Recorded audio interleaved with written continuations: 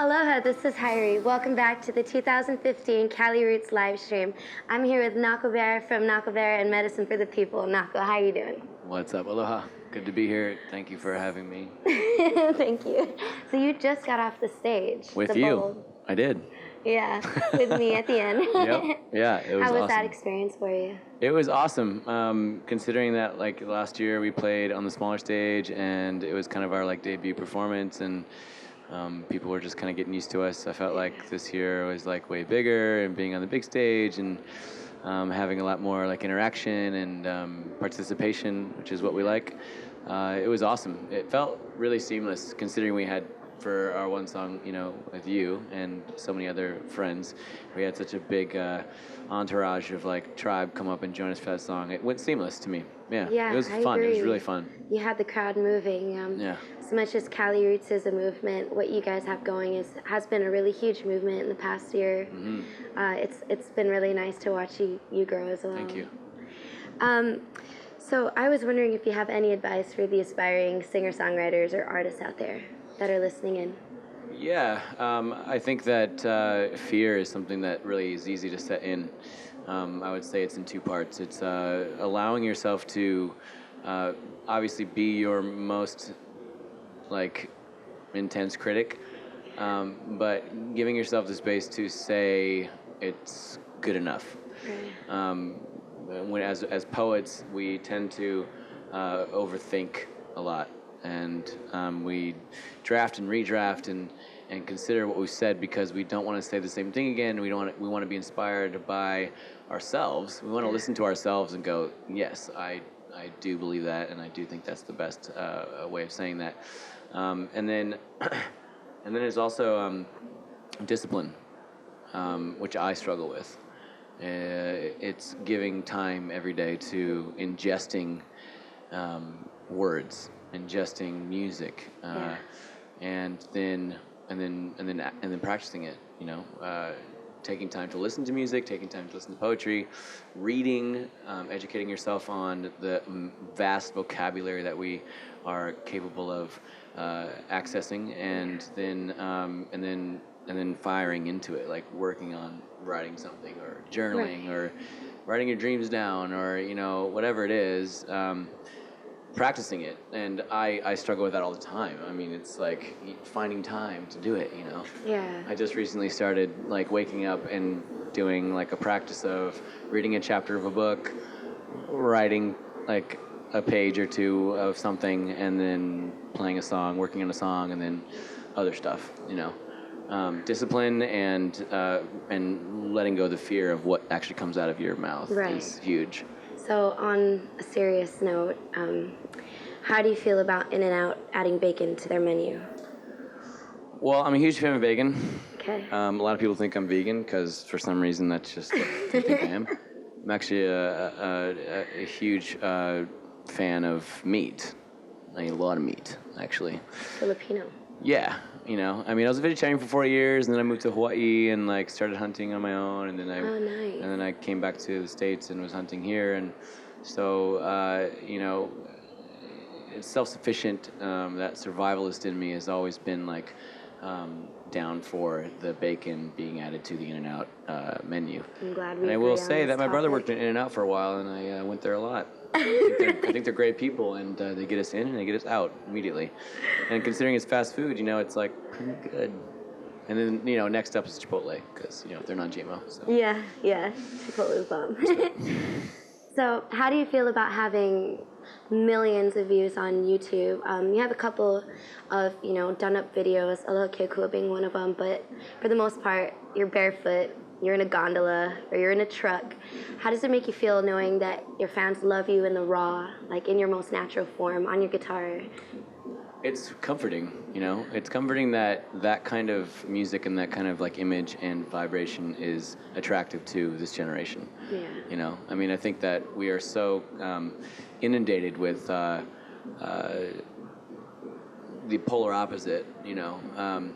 That it's comforting and rewarding to see that, you know, the roots kind of acoustic guitar, singer-songwriter vibe the real honesty and rawness of poetry and music can be so well respected, in this generation. And there, as you know, there's just not a lot of people doing that.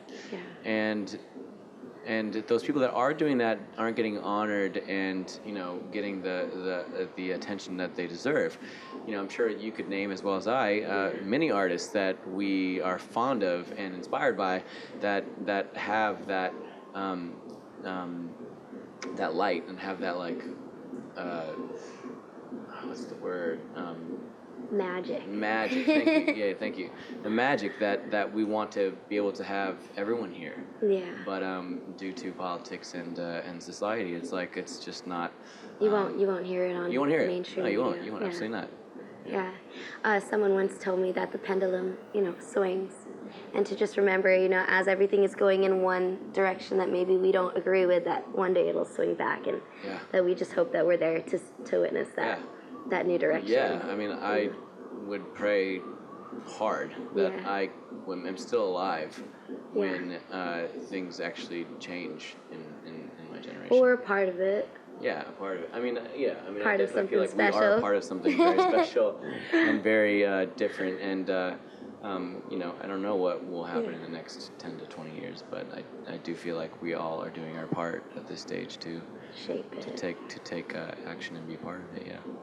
So my last question for you is, if you had to pack your bags and leave tonight, somewhere outside the country and never return home, where would you go and why? Which country and where's home? Outside of the country. So outside of the United States? Outside of the United States. Well, I mean, I guess unfortunately, because of occupation, Hawaii is still a part of the United States, as well as Puerto Rico. So I guess I would say Australia. Australia. Yeah. I would say Australia. I've become very close to that country, and I've had a lot of deep family come into my circle over the last 3 and 4 years, and so I would say Australia. There's a huge draw for me there, and the land there is super powerful, and there's a lot of the same things that we're struggling here in America going on over there, and I think being a part of that plight, as well as that inspiration and joy of that culture is something that I'm drawn to. Beautiful. Yeah. I lied. I did have one last question for you. Hey, what's in store for Nahko and Medicine for the people this summer? That's a great question. We have a big summer ahead of us. Yeah. We're playing a lot of new festivals, and taking on some new direction, I guess. We're working on a record in the fall, which is exciting. I've been waiting for 2.5 years to start recording another record, and I'm sure you know very well. It's like creating a chapter in your life, and recording it it's a big process, Yeah. And it takes a lot of focus and attention and thought. Yeah. So there's that happening with the record and having that sort of come forth in the fall. And this summer, it's like growing up, really, as a musician and being challenged as a musician to become better at what I do, to, coming from being a really roots, being in my van with my dog and playing acoustic guitar at farmers markets, to having a band and playing at festivals it's an interesting learning curve, and so becoming a part of an industry that I never thought that I would ever become a part of, and still having my independence and having my area of freedom has been interesting to learn about and understand. So this year, considering I feel like it's our 3rd year touring as a band, we're hitting some more mainstream festivals, which I think is really important, Winnipeg Folk Festival and Bumper Shoot, and this new festival in Del Mar called Cebu. And just being able to weave ourselves into a more mainstream audience, but not forgetting about our tribe in the other festivals and stuff, because our message is so needed in the humanitarian sense. That all kinds of people need to understand these concepts, and it's I'm not telling anybody something that they don't already know. Yeah. It's all stuff that is it's already in your process, in your memory. I think your fans have mad respect for you for not changing your messages and being true and crossing into these mainstream festivals and still bringing out the true form of you, and to let these people who would otherwise maybe not know you because you're not playing on the radio yet, right. For them to experience Nahko the way we experience Nahko. Right. So, yeah. On that note, I just want to say mahalo for having Mahalo. us. Thank you so and much. for coming here. You're watching the Cali Roots 2015 live stream. Follow along on the hashtag Cali Roots Live and follow along to the festival at hashtag It's a Movement. Hoka. Mahalo for being here. Mahalo. Thanks for having me.